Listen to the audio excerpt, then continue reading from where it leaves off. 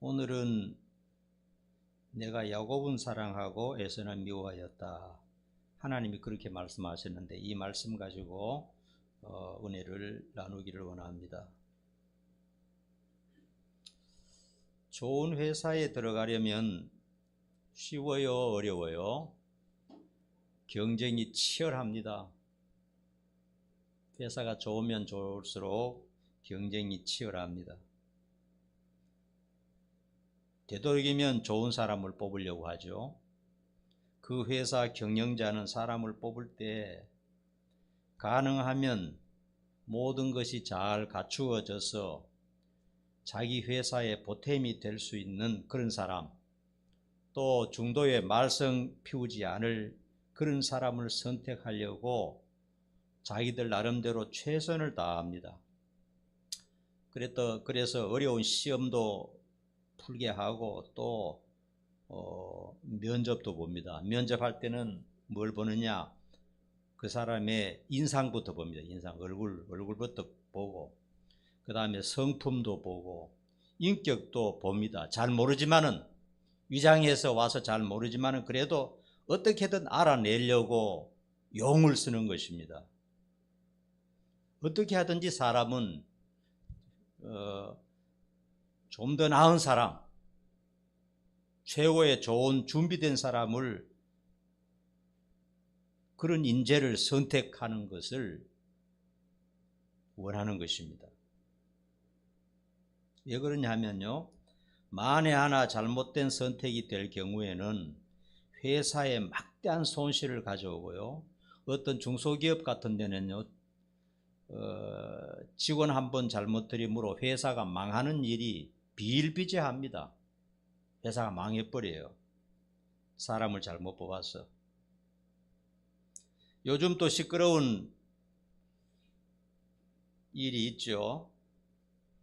사람을 잘못 선택하는 바람에 그 인격이 탐욕스러운 사람을 뽑아서 그 중요한 기술을 빼돌려서 회사에 수천억 원의 손실을 입히기도 합니다. 잘 뽑으려고 했는데 결국 그 사람의 속을 못 들여다보니까 한계가 있어서 그런 탐욕스러운 사람을 뽑았기 때문에 엄청난 손해를 입고 국가적으로도 큰 손해를 보는 그런 경우가 있습니다. 어쨌든 사람은 뽑을 때 좀 더 잘하는 사람, 가능하면 최고의 인재, 그런 사람을 뽑기를 원한다. 이거는 뭐 인지상정이고 다 아는 사실입니다. 또 그렇게 해야 되는 거예요. 그런데 하나님의 선택은 좀 다르다는 것입니다. 하나님이 뽑는 것은 좀 달라요. 오늘 그 얘기를 성경을 통해서 한번 봅시다. 하나님은 사람을 선택하실 때, 하나님은 왜 사람을 선택하시느냐? 선택해서 하나님의 모든 자산을 전부 다 결과적으로 주기 위해서 선택하시는 거거든요. 하나님께서 선택하시는 것은 어마어마한 것입니다. 우리의 좁은 머리로는 상상도 할 수 없는 것들을 전부 다 상속해 주시기 위해서 사람을 선택하시는데, 하나님은 사람을 선택하실 때 어떻게 선택하시느냐? 그런 복을 주시기 위해서 어떻게 선택하시느냐? 인격이나 실력이나 일 처리 능력이나 우수한 사람을 뽑는 것이 아니었어요. 선택 기준은 최고 경영자 하나님밖에 몰라요. 우리는 절대로 알 수가 없습니다. 그래서 하나님께서는 먼저 선택하시고 그 사람을 합당한 사람으로 만들어 가신다 하는 사실입니다. 제가 안산에 한 30년 전에 동산고등학교 생긴 지가 얼마나 됐지? 몇 년 돼서?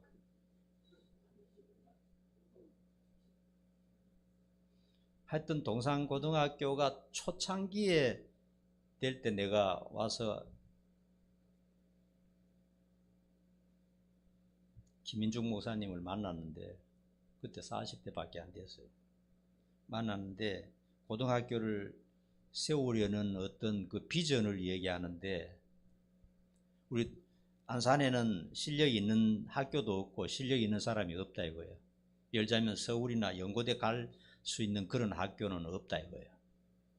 그래서 내가 왜 학교를 세우느냐, 잘하는 사람을 뽑아가지고 더 멋진 사람을 만들려는 것이 아니고, 못하는 사람을 뽑아가지고 하나님의 은혜로 최고의 인재를 만들어서 서울대학도 보내고 국가에 이바지하는 그런 사람들로 만들기 위한 그런 비전을 가지고, 꿈을 가지고 학교를 세우려고 하고 있다, 세우겠다, 그런 말을 하는 것을 제가 들어서, 야, 이 사람이 참 대단한 사람이구나 이렇게 생각했어요. 그래서 처음에는요, 동산고등학교 뭐 1회, 2회 때 이럴 때는요, 미달이었어요. 제일 꼴찌고, 그리고 문제 많은 애들, 공부 못하는 애들이 다 모였거든요. 근데 차츰 거기서 기독교식으로 기도하고 예배 드리고 하는 바람에 그 참 형편없던 애들이 실력이 올라가면서 걔들이 그냥 서울대학교 들어가 버리고 연고대 들어가고 막 유명한 기업에도 들어가고 국회의원도 돼버리고 막 이래 돼버리는 거예요.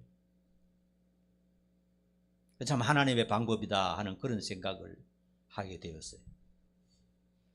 하나님께서 선택하시는 방법은 먼저 선택하시고 그 사람을 하나님 마음에 합당한 사람으로 만들어 가신다 하는 것입니다. 세상 사람은 다 준비된 사람을 선택해서 바로 현장에 투입시키기를 원합니다.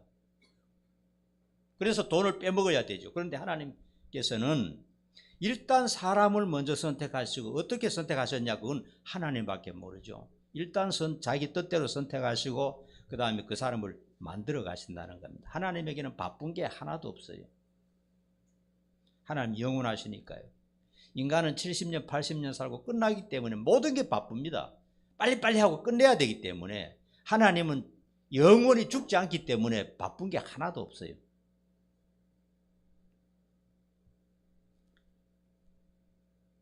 그래서 한 가지 예를 들자면요, 이스라엘이 애굽에서 고통당할 때에 그들이 울부짖어서 하나님 앞에 기도할 때 하나님 어떻게 하시느냐, 완전히 갖추어진 장군 리더를 세워서 그들을 이끌어내올 생각을 하지 않고 애기를 선택합니다. 애기 누구죠? 애기 모세를 선택해서 80년 동안 그 아이를 키우는 거예요. 사람 되도록 키우는 겁니다. 지도자가 되도록 하나님이 키우는 겁니다. 하나님 방식은 그겁니다. 사람이 생각할 때는 이 내 백성을 구해야 되겠는데 한 사람이라도 빨리 죽전에 덜 죽을 때 빨리 이 가운데 최고의 훌륭한 좋은 사람을 뽑아서 인도해내면 좋겠는데, 하나님은 그렇게 하시지 않고 아기를 선택해 가지고 80년 동안 그 사람을 하나님이 기뻐하시는, 하나님 손에 딱 잡히는 위대한 그런 지도자로 만들어서 결국은 하나님의 뜻을 이루었죠. 세월이 지나놓고 보니까 하나님께서 오르셨다는 사실이 증명된 겁니다. 하나님께서 야곱을 선택하시고 에서는 버리셨다 이렇게 말씀하셨어요. 그래서 하나님이 야곱을 선택하실 때 아직 세상에 태어나지도 않았다는 겁니다. 그들이 엄마 뱃속에 있을 때 그 어머니를 불러서 야곱을 선택했다는 말씀을 귀뜸해 주셨어요. 참 이상한 말씀이죠. 그들이 태어나기도 전에, 잘하고 못하는 것을 보시기도 전에, 심지어 그의 부모가 결혼하기도 전에 하나님이 선택했다는 겁니다. 그리고 마침내 야곱을 놀라운 종으로 만드셨던 것입니다. 아브라함, 이삭, 야곱 중에 전에 한번 얘기했죠. 누가 제일 훌륭하다고 생각하죠? 왜요? 예. 그 자식들이 전부 개망난이었어요. 살인자도 있고 간음자도 있고 도둑놈도 있고 형편없는데 그런 자식들을 전부 다 이스라엘의 기초돌로 만들었죠. 아브라함은 자식이 8명이었는데 하나밖에 못 구했어요. 이삭은 자식이 둘이었는데 하나밖에 못 살렸어요. 반밖에 못 살렸어요. 그런데 야곱은 12명 전부 못난 개망난이들 전부 다 살려내었어요. 전부 다 구원시켜서 이스라엘의 반석으로 만들었으니까 야곱이 진짜 훌륭한 사람이죠. 세상적으로 누가 뭐라 하든지 간에 가정을 잘 하고 자식들을 잘 이끌었으니까 그 최고인 겁니다. 놀라운 종으로 만드셨던 것이죠. 그런데 선택에 대해서 신약에 넘어오면 더욱 급진적인 말씀이 있습니다. 에베소서 1장 4절에 보면요, 창세 전에, 이 지구가 만들어지기 전에, 이 세상이 만들어지기 전에 그리스도 안에서 자기의 기쁘신 뜻대로 우리들을 예정하셨다, 이렇게 말씀하세요. 우리의 머리로는 이해가 안 됩니다. 이해가 불가합니다. 세상이 만들어지기 전에 우리를 그리스도 안에서 선택하셨다 하는 겁니다.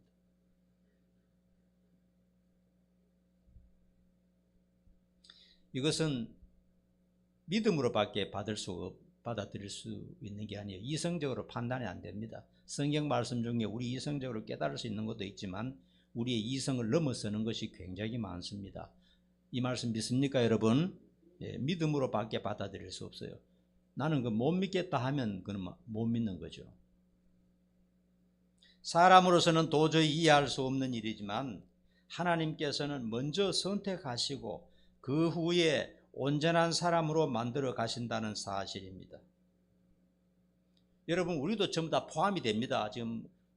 지금 우리 얘기하고 있는 겁니다. 따라합시다. 내 얘기다. 내 얘기를 하고 있는 겁니다. 여러분, 삐딱한 사람을 고치는 것이 가능한 일입니까? 근본이 삐딱한 사람 고쳐집니까? 절대로 안 고쳐집니다. 평생 그대로 갑니다. 삐딱한 사람은 잘 안 고쳐져요. 한번 습관이 딱 든 사람은요, 그 사람 고치는 것은 진짜 어려워요. 천지개벽이 돼도 사람이 잘 안 고쳐집니다. 근본적으로 악한 사람은요.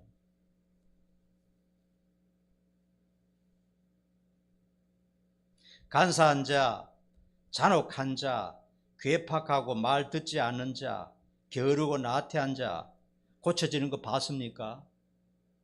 천에 하나 만에 하나 가능할지는 몰라도 거의 잘 고쳐지지 않고 그대로 평생을 그대로 사는 거예요. 만일 하나님께서 무조건적으로 사람을 선택하실 때 본바탕이 너무 악하면 어떻게 합니까? 너무 삐딱한 사람이면 어떻게 합니까? 그러면 하나님 실패하십니까?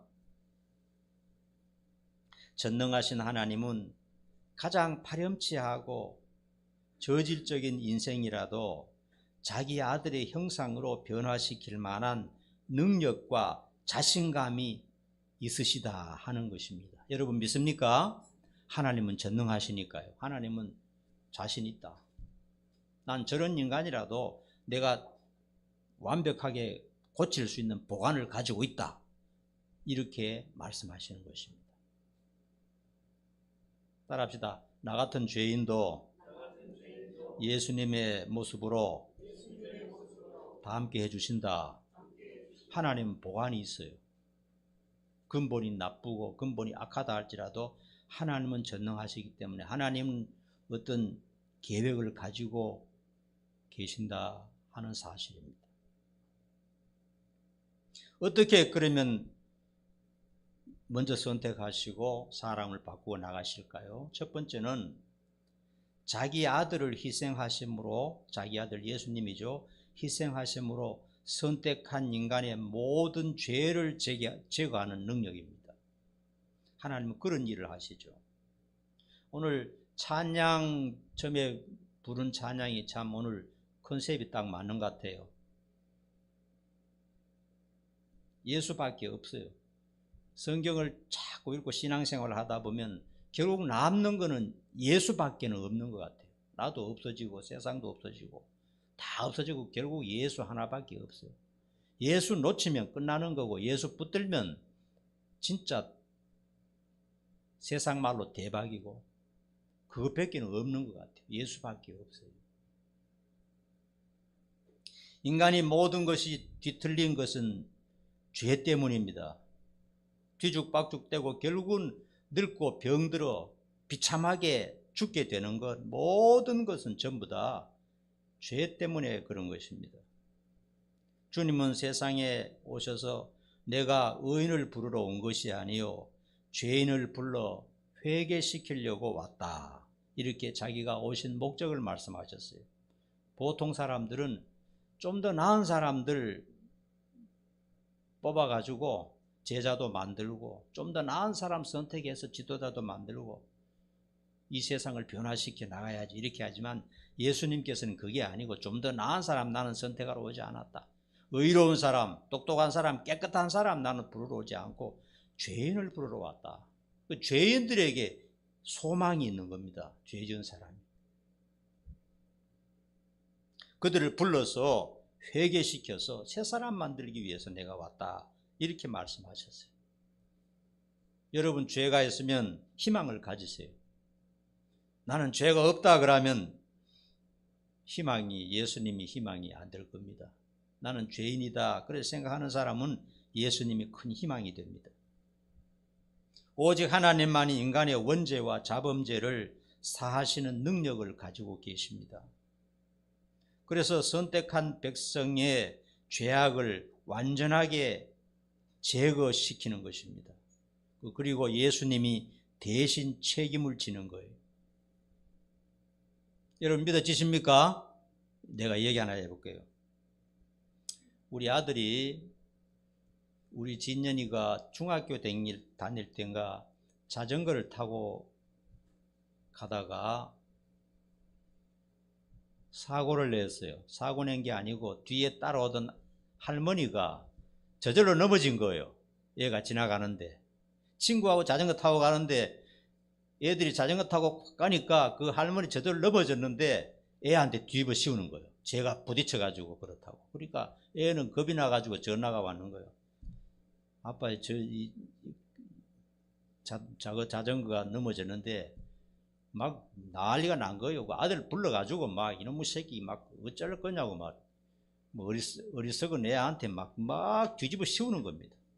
그리고 병원에 막 응급실에 가서 치료하고 막 얘는 겁이 나가지고 벌벌 떨고 있고 그런 거예요. 내가 갔습니다. 내가 가니까 이제 그 사정 얘기를 하는 거예요. 이 학생 때문에 넘어졌는데 지금 다쳐가지고 빨리 고쳐줘야 된다는 거예요. 그는 물어보니까 우리 애 때문이 아니고 저절로 넘어진 거예요. 저절로. 그래도 머리니까 막 쥐어서서 막 닦아 세우니까 이제 내가 보호자라고 갔으니까 이제 나한테 얘기하라고. 애가 무서워하니까 너는 집에 가. 내가 있으니까 그 사람들이 이제는 애한테 관심을 안 가져요. 대신으로 온 대표자인 나에게 관심을 가지고 이제 막 나한테 이제 막 얘기를 하는 겁니다. 그래서 이 말 저 말 하기 싫고 내가 그냥 20만 원 물어주겠다 그랬어요. 20만 원 물어주겠다. 그러니까 이제 그 다음부터는 20만 원 줄 때까지 계속 나한테 전화하고 계속 나한테 막 이게 원망을 하고 막 찾아오고 그러는 거예요. 돈 20만 원 줄 때까지. 죄 지은 거는 우리 진년인데 대표자가 왔으니까 대표자한테 진년이한테 그래봐야 이제 돈도 나오지도 않은 거 중학생인데 무슨 돈이 있습니까? 책임질 수도 없으니까 책임질 만한 대표자가 왔으니까 왜 내가 책임을 지느냐? 자식이니까. 왜 책임을 지느냐? 사랑하니까. 그 책임자가 나타난 걸 보고 그 사람들은 우리 진여인은 이제 보지도 안 하는 거예요. 가도 말도 안 하는 거예요. 그냥 나 붙들고 그냥 나한테 지금 다 물어내라고 막 하는 거예요. 결국 그러니까 내가 다 물어대겠네. 여러분, 대신 대표의 원리가 이런 겁니다. 죄는 아들이 지었지만은 그 책임은 내가 지는 것, 이런 것이 세상에 굉장히 많습니다. 전부 그렇게 되어 있어요. 여러분, 예수님께서 대신 책임지는 것도 바로 그겁니다. 하나님이 뭐라고 말씀하시느냐? 누구든지 죄 없는 내 아들을 믿기만 하면 모든 사람의 죄를 예수님에게 뒤집어 씌우겠다, 이런 약속을 성경에 하셨어요. 이게 예수 믿는 겁니다. 예수님을 믿으면 어떻게 하냐? 하나님이 우리가 지은 죄를 거두어다가 예수님에게 전부 다 뒤집어 씌워서 십자가에 못 박아 죽이는 겁니다. 그래서 예수님께서 마지막에 돌아가실 때 무슨 말씀을 하시느냐 하면, 여러분 혹시 아십니까? 가장 마지막에 하신 말씀, 그런 말도 하셨는데 따라합시다. 다 이루었다. 그 말씀 하셨어요. 난 그 말씀 읽을 때마다 그 말씀 앞에 앉아서 30분이고 1시간이고 묵상합니다. 다 이루었다. 예수님 자기가 잘못돼서 이룬 것 없어요. 뭐를 이루었습니까? 자기를 믿는 사람 구원에 대해서 한 점의 부족함도 없이 완벽하게 이루었다는 겁니다. 믿기만 하면 다 끝나는 거예요, 이제는. 왜냐하면 예수님 다 이루어버렸으니까요. 하나님은 그런 보관을 가지고 계십니다. 우리가 다 근본적으로 죄인이고 근본적으로 탐욕이 있고 근본적으로 악하고 음란하고 못된 짓 하고 숨어서 나쁜 짓 하고 이런 사람 아닙니까? 인생은 다 그런 거예요. 그런데 하나님께서 예수님, 죄가 없는 하나님의 아들 예수님도 하나님 아닙니까? 사람의 몸을 입혀서 대신 죽게 하시는 겁니다. 그래서 누구든지 예수님을 내 대신 죽었다고 믿기만 하면 우리의 모든 죄를 예수님에게 뒤집어 씌워서 예수님에게 책임을 묻는 겁니다. 충분히 설명됐죠? 우리 아들하고 얘기해 줬잖아, 그죠? 대신의 원리입니다. 그것을 대표의 원리라 이렇게 말하는 겁니다. 그래서 어떤 악한 죄인도 하나님은 고쳐서 죄를 제거할 수 있는 능력을 가지고 계신다 하는 것입니다. 모든 죄를, 태어나서 죽을 때까지 저지른 모든 죄를 우리 힘으로는 단 한 가지도 고칠 수가 없어요. 살 수가 없어요. 그런데 예수님께서 예수님의 피로 전부 씻을 수 있다는 사실을 믿으시기를 축원합니다. 그 다음에 두 번째로는요, 성령을 보내사 성화시켜 나갑니다. 성화는 점점점 좋아지도록 만들어 나간다 하는 뜻입니다. 예수 믿는 사람들은요, 하나님의 자녀 아닙니까? 따라합시다. 예수 믿으면 하나님의 자녀다. 하나님의 자녀는요, 예수님을 닮고 싶은 마음이 다 있어요. 좀 더 바르게 살고 싶다. 좀 더 깨끗하게 살고 싶다. 좀 더 거룩하게 경건하게 살고 싶다. 한평생 얼마 되지도 않는데 세상 탐욕만 부리다가 그렇게 죽고 싶지 않다. 좀 더 나은 삶, 인간다운 삶, 주님 같은 삶 나도 한번 살아보고 싶다. 그렇게 살지는 못하지만 그런 마음은 다 있어요. 왜냐? 속에 그 영이 와 있기 때문에 그런 겁니다. 예수 믿는 사람은 다 그래요. 우리 스스로는 할 수 없지만 성령을 우리 속에 보내주셔서 그것을 가능하게 합니다. 우리 한 사람 한 사람 비록 느리지만 성령의 역사로 변화되는 것입니다. 우리가 학생들을 이렇게 전도해서 해보면 처음에는 믿음이 하나도 없어요. 하나도 없는데 조금씩 가르치고 조금씩 세월이 지남에 따라서 그 속이 든든해지는 것을 볼 수 있습니다. 그리고 절대로 예수님을 버리지 않고 하나님을 버리지 않으려고 하는 그런 의도가 그 속에 딱 있다는 것을 알게 돼요. 얼마나 잘하고 있느냐, 그건 둘째 문제입니다. 그 마음이 벌써 하나님으로 향해 있고 하나님 없이는 안 된다, 이런 마음을 가지고 있는 거예요. 그게 굉장히 대단한 겁니다. 그게. 여러분 다 그렇죠? 그 왜 그러냐? 우리 속에 성령님이 계셔서 조금씩 비록 느리지만 성령님의 역사로 변화되어 가는 것입니다. 때로는 잘못하면 징계하시고 때로는 격려도 하시면서 조금씩 만들어 갑니다. 모세를 지도자 만드는데 80년 걸렸어요. 하나님 조금씩 그렇게 사람을 만들어 가십니다. 비록 더디지만 일생에 걸친 하나님의 작업입니다. 그게 우리를 예수님의 모습으로 다 함께 만들어서 하나님의 나라에 가서 사는데 지장이 없도록 만드는 그것이 하나님의 계획이고 조금씩 닮아가게 됩니다. 그럼 우리는 가만히 있으면 됩니까? 아닙니다. 구원은 하나님의 역사지만은요, 성화는 하나님과 우리의 동업입니다. 동업. 우리가 순종하지 않으면 우리는 변화되지 않습니다. 더 악한 사람이 될 수가 있어요. 그래서 의지를 발동시켜서 우리가 하나님과 함께 점점 나아지는 사람이 되어야 돼요. 그 다음에 최종적으로는요, 죽음과 부활을 통해서 영광스러운 존재가 됩니다. 인생이 늙고 병들고 죽는 것은 대단히 슬픈 일입니다. 세상 사람들은 그것이 끝입니다. 얼마나 슬픈 일인지 모릅니다. 다 끝나는 거니까요. 그런데 성경적으로 보면요, 그 과정이야말로 인간에게 가장 귀중한 하나의 필수 과정이라는 겁니다. 늙고 병들고 죽는 것이 인생의 하나의 과정이에요. 예수를 믿지 않은 사람은 그게 끝입니다. 모든 게 끝났다고 생각하는데 성경은 절대로 그게 시작도 안 했어요. 아직. 그건 사람이 되기 위한, 진짜 주님을 닮기 위한 사람이 되기 위한 한 과정입니다. 한 관문입니다. 관문. 진짜 인생은 시작도 안 한 거예요.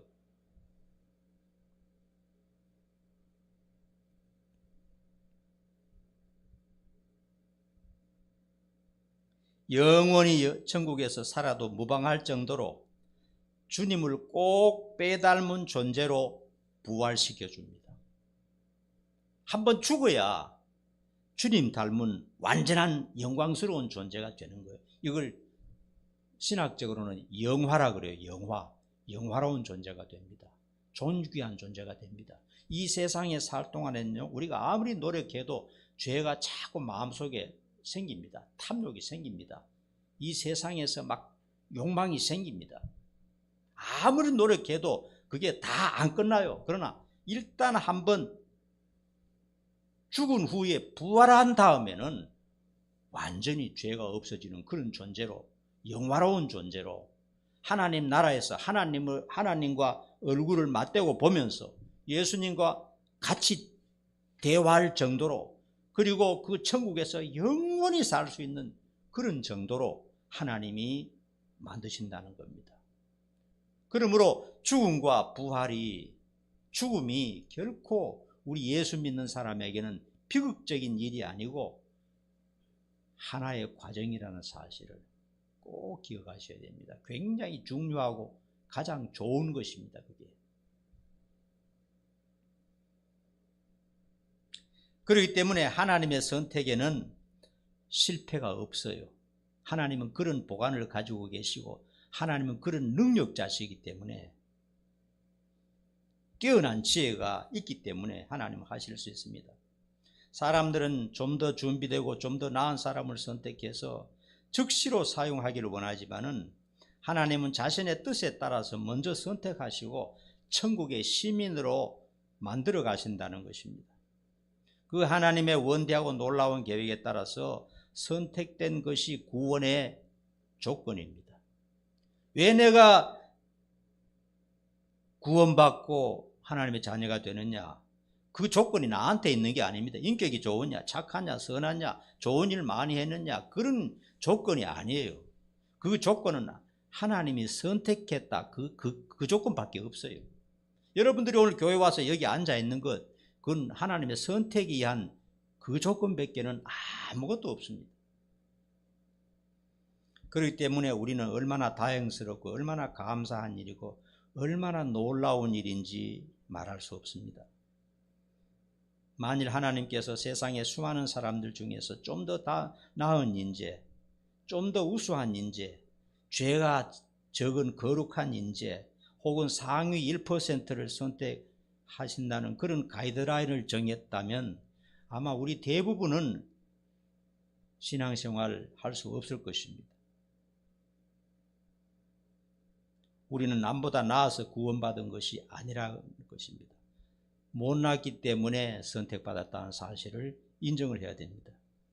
오래오래 전 그 옛날에 하나님께서 무조건적으로 선택한다는 사실을 알아야 됩니다. 자, 그러면 이제 하나의 의구심이 여러분 마음속에 일어날 수가 있습니다. 만일, 잘 들으세요, 인간의 운명이 하나님이 딱 정해주신 숙명이라면 믿지 않는 우리 가족은 아무리 노력해도 소망이 없는 것인가 하는 것입니다. 하나님이 벌써 버릴 자, 구원할 자 딱 태어나기도 전에 딱 정해서 그냥 그대로 하나님 자기 원하는 대로 밀고 나간다면, 그러면 예수 안 믿는 사람은 그러면 뭐 숙명적으로 그만 끝나는 것인가? 이런 생각을 할 수가 있어요. 그렇죠? 그런 생각을 할 수가 있습니다. 이 문제에 대한 해답 역시 성경에 있습니다. 여러분 잘 들으세요. 하나님은 무자비한 분이 아닙니다. 하나님은 인정벌이 없는 그런 분이 아니에요. 하나님은 길이 다 있는 것입니다. 성경에 그에 대한 대답이 있습니다. 그러니까 인간의 의지도 대단히 중요하다는 것이에요. 따라합시다. 인간의 의지도 중요하다. 네. 내가 하고자 하는 의지를 하나님이 만드셨어요. 굉장한 겁니다, 이거. 인간의 의지에 따라서 인간이 잘 사느냐 못 사느냐 전부 여기에 달렸어요. 행복하게 사느냐 불행하게 사느냐 자기 의지에 달렸습니다. 왜냐? 그것도 하나님이 만드셨어요. 자, 예를 한번 들어볼까요? 어떤 사람은 암 수술을 3번이나 했는데 60대에 자기가 노력하고 음식 조절하고 운동해서 80세 건강 회복해서 모든 암을 다 이기고 얼마나 활기차게 사는 사람 텔레비에 자주 보잖아요. 그 암 수술하는 게요, 여러분 얼마나 고통스러운지 모릅니다. 여러분 생명이 왔다 갔다 하는 거 아닙니까? 근데 3번이나 암 수술을 했는데 자기가 의지의 노력으로 이겨내고 결국은 건강한 사람으로 80대 90대를 살고 있는 사람 있어요.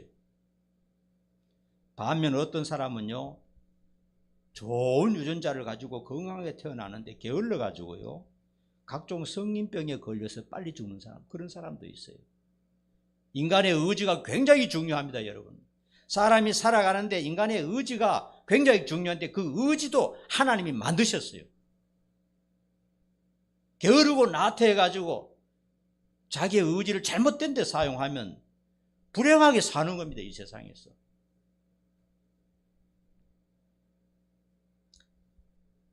오늘 두 군데의 성경만 찾아보고 마칠까 합니다. 고린도후서 6장 2절 한번 보십시다. 고린도후서 6장 2절 읽어봅니다. 시작. 보라, 어디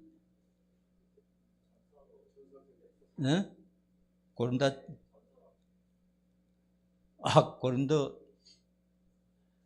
후서 아니에요? 전서라고 적혀 있어. 내가 실수했네. 마이 미스. 내가 잘못했습니다. 그럼 내가 읽을게요. 따라합시다. 보라, 지금은 은혜 받을 만한 때요. 보라, 지금은 구원의 날이로다. 내가 잘못했네요. 잘못했습니다. 구약에는요, 이스라엘과 이방인이 딱 구분되어 있었죠. 그런데 이방인이 이스라엘 사람으로 될 수 있는 방법이 한 가지가 있었어요. 그게 쉬운 일은 아니지만은요, 불가능한 일은 아니었어요. 어떻게 하느냐?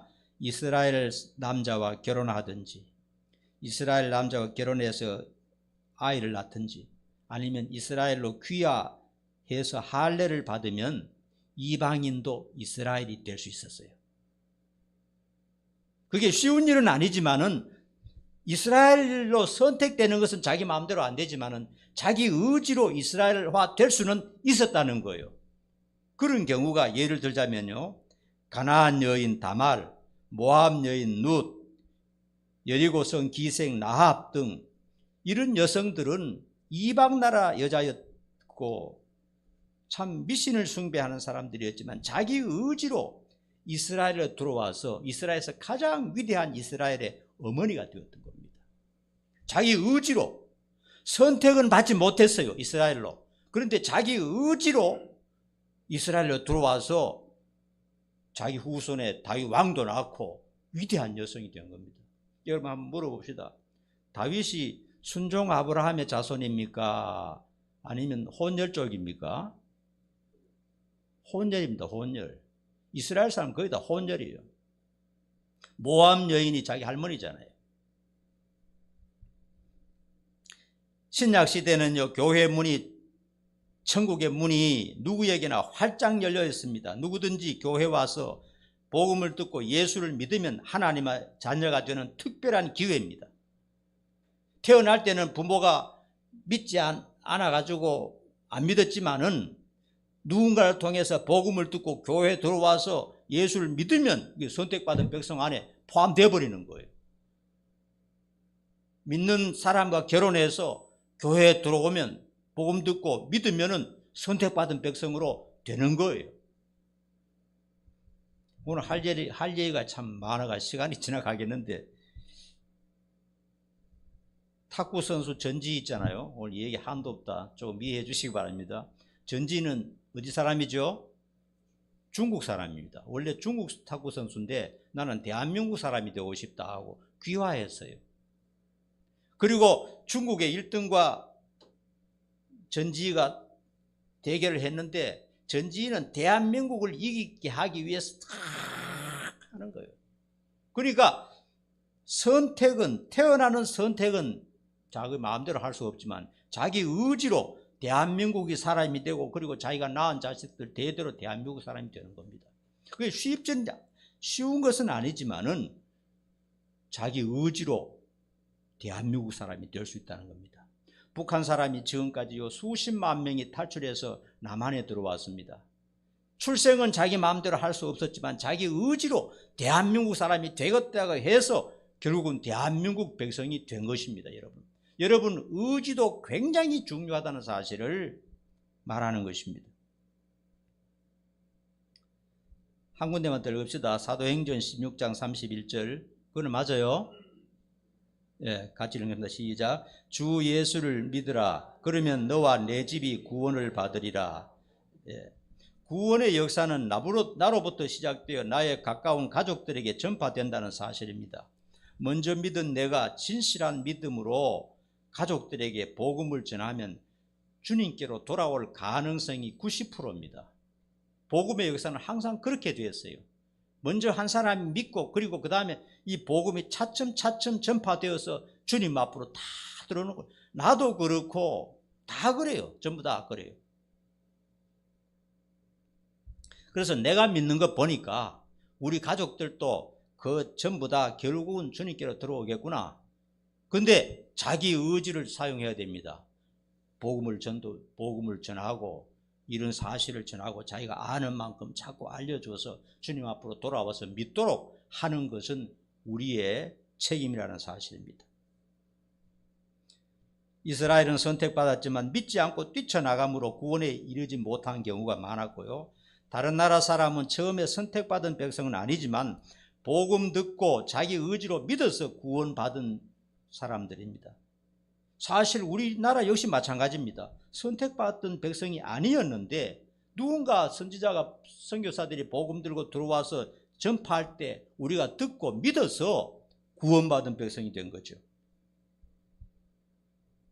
이건 역시 하나님의 선택이라고 말할 수 있는 것입니다. 야곱은 우리가 볼 때 굴곡진 인생이었지만 그럼에도 서서히 변화되어서 가장 놀라운 영적인 인물로 우리에게 기억이 됩니다. 우리 역시 하나님의 사랑과 관심을 기억하며 야곱처럼 변화되기를 간절히 축원합니다. 기도하겠습니다. 거룩하신 아버지 하나님, 야곱은 선택하고 에서는 미워하였다 하는 하나님의 말씀을 두고 오늘 말씀을 증거했습니다. 이 말씀의 내용 중에 어려운 부분도 있고 또 이해하지 못할 부분도 있지만은 우리 성도들이 마음속에 잘 받아들이고 잘 이해하고 잘 소화시킬 수 있도록 은총을 베풀어 주옵소서. 또한 믿음 생활에 선택뿐만 아니라 내 자신의 강한 의지도 대단히 중요하다는 사실을 깨닫고 열심을 다해서 열정을 다해서 신앙생활하는 귀한 성도들 되도록 축복해 주옵소서. 예수님 이름 받들어 간절히 기도하옵나이다. 아멘.